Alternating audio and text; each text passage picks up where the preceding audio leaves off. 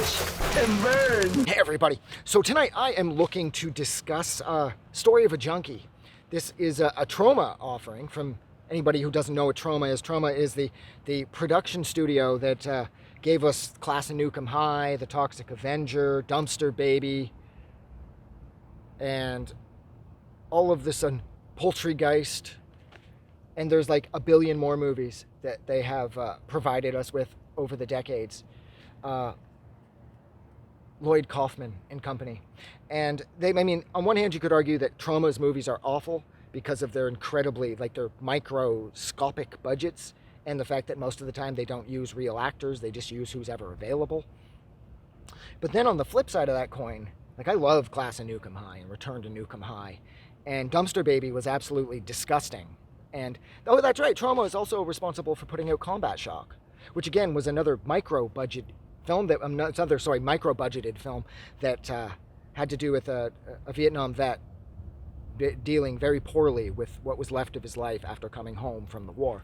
And it was an incredibly effective movie that was made, I think, for like $1,000 or some shit. And despite the low budget, Combat Shock has plenty of shock value, and it is incredibly sad as well. So this is a Story of a Junkie. This stars John Spacely. He had a bit part. He was in Sid and Nancy. He's one of the people living in the Chelsea towards the end of the film when Sid and Nancy were living at the Chelsea Hotel in New York. So he's in that. He was in a couple other movies as well. Well, anyways, this isn't like an autobiographical attempt here. Well, sort of. It kind of is. He goes by Gringo, John Spacely. He's always gone by Gringo. And John Spacely was a fairly well-known drug user throughout the New York punk rock scene throughout the late 1970s, 1980s. He apparently knew everybody, knew how to score them drugs, he knew the guys in the Ramones.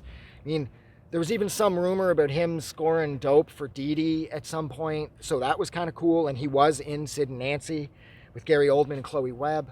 So he'd gotten around, and this is it's just the story of what Gringo gets up to on a day-to-day basis.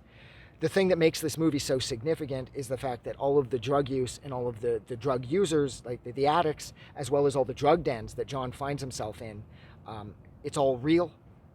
He shoots through his hands most of the time, and the blood that you see on his hands afterwards, of course, is real blood. At the end of the film, when he's deciding to kick heroin, you see him, he's dope sick, you see him vomiting, and again, the vomit is real.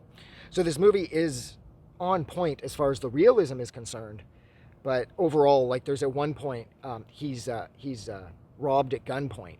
That, of course, was theatrical. So this is a fictitious take on a real person's life, I suppose, because this is a movie. Everything in here was scripted to a point, and it's framed to a point, but then it is sort of like a documentary as well, because everybody in this is legit. Like I said, the drug dens that he finds himself in with other addicts shooting up, that's not a joke. Those people aren't actors. They're all thanked at the credits at the end of the movie for being in the film, and none of them are professional actors. So I really liked that. I love how Gringo, he's only got one working eye, he wears an eye patch, and he likes reading comics, and he uses a magnifying glass with his good eye, so he's like this. I thought that was really fun. And he's always reading he's reading comics wherever. He could be on an island in the middle of several lanes of traffic, and he'll be sitting there reading comics. I thought that was really cool. And I also liked how there was a giant Gringo mural that when I was a kid I didn't really know what it meant. I saw it in some movie or something, and I was like, Gringo, oh, who's this? Some guy with who's this pirate dude with the fucking patch on his eye? And it wasn't until I saw this movie just recently that I put the two together. I was like, and there goes my light. Look at that. See, I'm prepared because I'm a professional YouTuber. But yeah, when I saw this movie, I was able to finally connect. Oh my God, Gringo, that's the dude in the movie. I was like, oh, that's this guy. And I also made a video about this. This video has been up for about a year at this point. We're at the 8-minute mark in this movie when Gringo is held at gunpoint and robbed for his dope. You hear the opening that Rancid used in their song Maxwell Murder that opens up their massive record from I think 95 or 96, and that's And Out Come the Wolves. It's the record that had Ruby Soho and Time Bomb on it. Yeah, the opening of Maxwell Murder comes from this movie here. I always just thought it was ambient shit that the band recorded or something. It didn't really mean much, but no, it's from Story of a Junkie starring John Spacely. What else did I want to say about this movie? Oh, that's right. This is sort of like I love drug movies, like, well, great drug movies, like this movie was a great drug movie, but I would frame this actually as a positive drug movie because nobody dies. It's sort of like Gridlocked with Tupac Shakur and Tim Roth in that sense, because in that movie's amazing. Check Gridlocked out with Tupac and Tim Roth. It is so good. And in that movie, nobody dies again. It starts off with Tupac's girlfriend overdosing, and then they spend the rest of the movie, Tupac and Tim Roth spend the rest of the movie attempting to get clean because they're worried about losing her.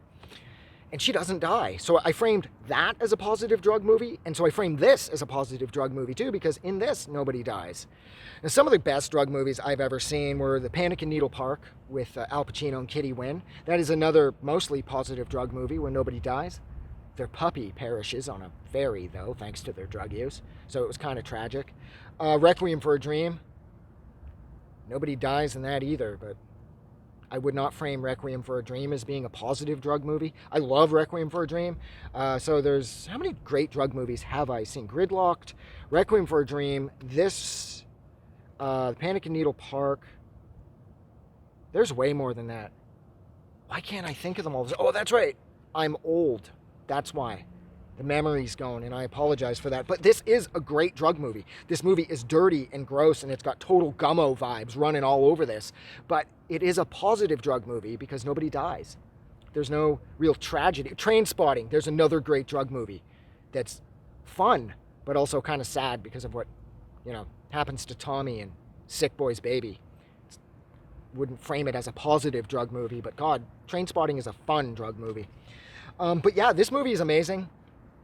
The soundtrack is killer. It's contemporary to the 1980s. It's super fun. There's a couple of music montages that are so effective. At the end, they use Grandmaster Flash and the Furious Fives featuring Melly Mel's The Message, and the entire song plays through as you see like Gringo doing whatever, moving from A to B and everything. I thought that was super fun. And for a movie that's focused around like a well-known punk figure, there's a hell of a lot of hip-hop used. And it just flows so well. The fact that they were able to take, like I said, like a local, well-known 1980s punk figure by way of John Spacely, Gringo, and then infusing the movie that is focused around him with the majority of it, the music being hip-hop, and it works so perfectly. And I think that's because at this point, hip-hop was like punk as fuck. Like 1980s hip-hop, nobody was really obsessed with the idea of making money. Hip-hop hadn't become all about the flash. People like fucking Nelly back in the 90s rapping about his Air Force Ones. That hadn't happened yet. Like hip-hop in the 80s was more about the struggle. It was more about like poor people doing whatever they could to get by. And it was bands like Run DMC and the Beastie Boys and like Public Enemy just sort of telling the truth and not so much signaling out to like, gotta get rich, gotta make the money, gotta be smothered in ice and all that shit that would later show up in hip-hop. I think the reason that they used so much hip-hop and the fact that it worked again is because, yeah, hip-hop was like punk as fuck at this point. And it really was, too. And I think that's actually where I'm probably going to leave it. Last thing being, hip-hop was punk as fuck at this point. Because the weather's really weird tonight. It's windy and it's not supposed to rain, but I don't trust anything that any meteorologist or Google, for that matter, says to me regarding the weather. So I'm going to get out of here. So like always, thank you so much for hanging out with me for almost 9 minutes while I discussed the 1985 film Story of a Junkie. Like always, if you like this review or you like this movie, don't forget to go and do something nice for somebody. It's simple. Hold a door or give $1 to charity the next time you're at Walmart. Some shit like that. Very easy. And please, if these videos ever catch on, don't leave some comments saying, oh, Walmart, they use that money as a tax write-off, and blah, blah, blah, blah. Of course they use it as a tax write-off. It's fucking Walmart. They don't give a fuck about anybody. But the dollar you give makes it to the Red Cross or whatever, and that's good enough, okay? And fuck Walmart. But anyways, but most importantly, never forget that the world is a way better place because you are in it, and no matter whatever it is you're going through, just don't let go, because it's going to get better, and you're going to start to feel great again at some point. Has to happen, right? Fuck it. Still got my fingers crossed for it to happen to me, too. But don't give up. You're amazing. Have a good night.